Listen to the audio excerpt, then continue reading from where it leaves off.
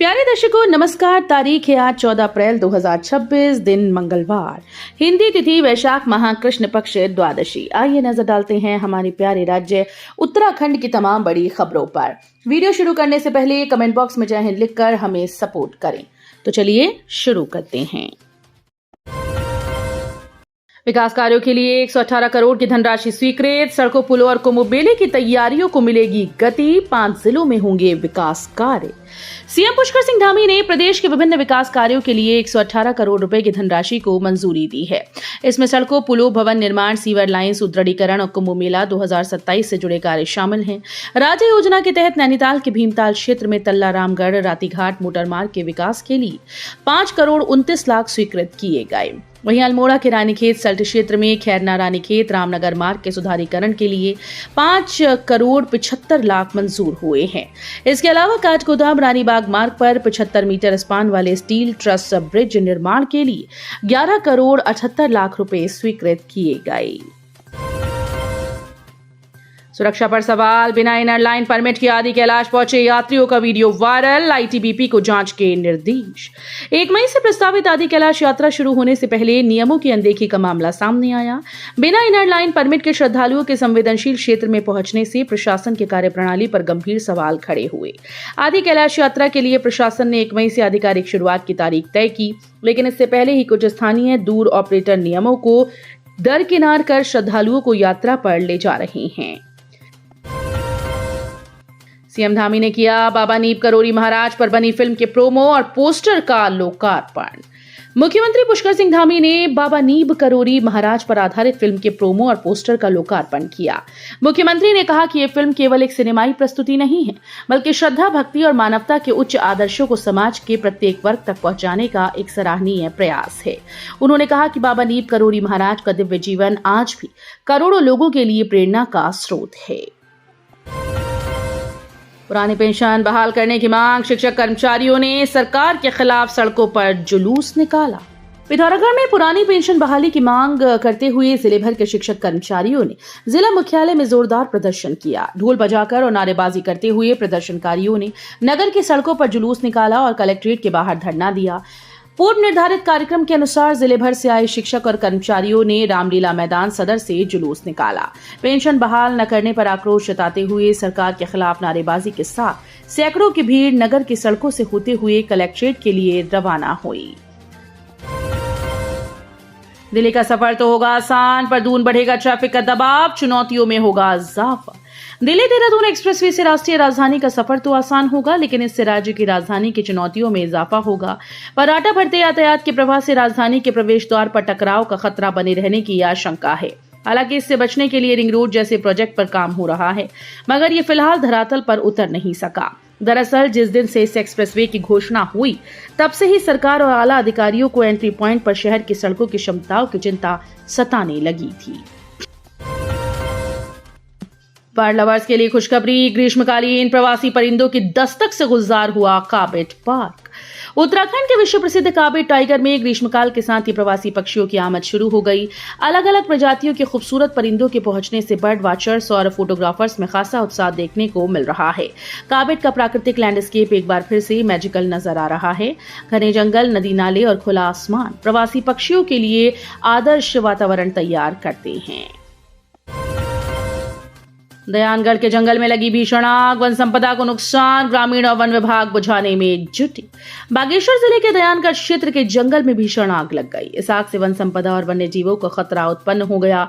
सूचना मिलते ही वन विभाग की टीम मौके पर पहुंची और स्थानीय ग्रामीणों के साथ मिलकर आग बुझाने का काम शुरू किया।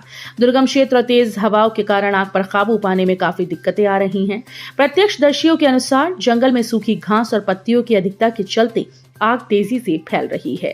ग्रामीण अपनी ओर से टहनियों और मिट्टी की मदद से आग को रोकने का प्रयास कर रहे हैं। वहीं वन विभाग के कर्मचारी सीमित संसाधनों के बावजूद आग पर नियंत्रण पाने में जुटे हुए हैं। आंगनबाड़ी कार्यकर्ताओं का मानदेय वृद्धि को लेकर प्रदर्शन, मुख्यमंत्री को ज्ञापन भेज सरकार पर उपेक्षा का आरोप लगाया। कोटद्वार तहसील में सोमवार को आंगनबाड़ी कार्यकर्ता, सेविका और मिनी कर्मचारी संगठन ने मानदेय वृद्धि सहित अपनी 3 सूत्रीय मांगों को लेकर धरना प्रदर्शन किया। प्रदर्शनकारियों ने तहसील प्रशासन के माध्यम से मुख्यमंत्री को एक ज्ञापन भी भेजा, जिसमें सरकार पर उपेक्षा का आरोप लगाया गया। दुगड्डा, द्वारीखाल, जयहरीखाल और रिखणीखाल ब्लॉक की आंगनबाड़ी कार्यकर्ता व सहायिकाएं सोमवार को तहसील परिसर में एकत्र हुई। उन्होंने नारेबाजी करते हुए अपनी मांगों के समर्थन में प्रदर्शन किया। संगठन की जिलाध्यक्ष बसंती रावत ने कहा कि आंगनबाड़ी कार्यकर्ता सभी विभागों की रीढ़ हैं और उन्हें सौंपे गए कार्यों को पूरी ईमानदारी से करती हैं। दून अस्पताल बनेगा मॉडल, स्वास्थ्य मंत्री सुबोध उनियाल ने दी 5 नई सुविधाएं। उत्तराखंड के स्वास्थ्य मंत्री सुबोध उनियाल ने दून मेडिकल कॉलेज अस्पताल को राज्य का सर्वश्रेष्ठ और देश का एक मॉडल अस्पताल बनाने का संकल्प दोहराया। सोमवार को अस्पताल परिसर में आयोजित एक कार्यक्रम के दौरान उन्होंने 5 नई अत्याधुनिक स्वास्थ्य सुविधाओं का विधिवत शुभारंभ किया। मरीजों की सुविधा के लिए अब अस्पताल के प्रत्येक फ्लोर पर रजिस्ट्रेशन काउंटर शुरू किए गए। इससे मरीजों को पर्चा बनवाने के लिए मुख्य द्वार पर लगने वाली लंबी कतारों से मुक्ति मिलेगी। शुरू की गई 5 प्रमुख सुविधाओं में ऑक्यूपेशनल थेरेपी सेंटर शामिल हैं, जो विशेष बच्चों के शारीरिक और मानसिक विकास पर केंद्रित होगा। इसके अलावा खिलाड़ियों की चोटों के सटीक उपचार के लिए स्पोर्ट्स इंजरी क्लिनिक भी शुरू किया गया है। ऑपरेशन के दौरान मरीजों की सुरक्षा सुनिश्चित करने के लिए हाईटेक एनेस्थीसिया वर्क स्टेशन स्थापित किया गया है। सीएम धामी ने लगाया झाड़ू, मंत्री विधायकों से साथ मिलकर बल्लूपुर चौक पर चलाया स्वच्छता अभियान। मुख्यमंत्री पुष्कर सिंह धामी देहरादून के बल्लूपुर चौक पर स्वच्छता अभियान में शामिल हुए। मुख्यमंत्री ने कहा कि स्वच्छता केवल सरकारी प्रयासों से संभव नहीं, बल्कि इसमें जनभागीदारी अत्यंत आवश्यक है। उन्होंने कहा कि स्वच्छता हमारे जीवन का अभिन्न हिस्सा होनी चाहिए। जब तक प्रत्येक नागरिक स्वेच्छा से इस दिशा में योगदान नहीं देगा, तब तक स्थायी परिवर्तन संभव नहीं। हमें अपने घर, मोहल्ले और शहर को स्वच्छ रखने की जिम्मेदारी स्वयं निभानी होगी। केदारनाथ यात्रा इस बार होगी ज्यादा कठिन, लग सकते हैं 3 घंटे अतिरिक्त। बर्फ के बीच ट्रैकिंग सबसे बड़ी चुनौती। इस साल बाबा केदारनाथ धाम की यात्रा पहले के मुकाबले ज्यादा चुनौतीपूर्ण हो सकती है। रुद्रप्रयाग से केदारनाथ तक पहुंचने में यात्रियों को लगभग 3 घंटे ज्यादा लग सकते हैं। जहां सामान्य दिनों में ये सफर 3 से 4 घंटे में पूरा हो जाता था, वहीं अब इसमें 6 से 7 घंटे लग सकते हैं। सबसे बड़ी परेशानी रास्ते में बर्फ के बीच ट्रैकिंग को लेकर होगी। क्रिकेटर बनने का सपना लेकर घर से भागा 14 साल का लड़का, कई शहरों में घूमा और फिर उत्तराखंड के रुड़की से एक हैरान करने वाला मामला सामने आया। यहां पर एक 14 साल का लड़का क्रिकेटर बनने का सपना लेकर घर से भाग गया था। पुलिस ने उसे 14 दिनों बाद नई दिल्ली रेलवे स्टेशन से सकुशल बरामद कर लिया।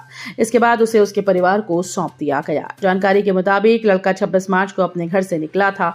जब वो घर नहीं लौटा तो परिजनों ने गुमशुदगी की रिपोर्ट दर्ज कराई। मामले की गंभीरता को देखते हुए पुलिस ने ऑपरेशन स्माइल के तहत उसकी तलाश शुरू की। लड़के को ढूंढने के लिए पुलिस की 4 टीम्स बनाई गई।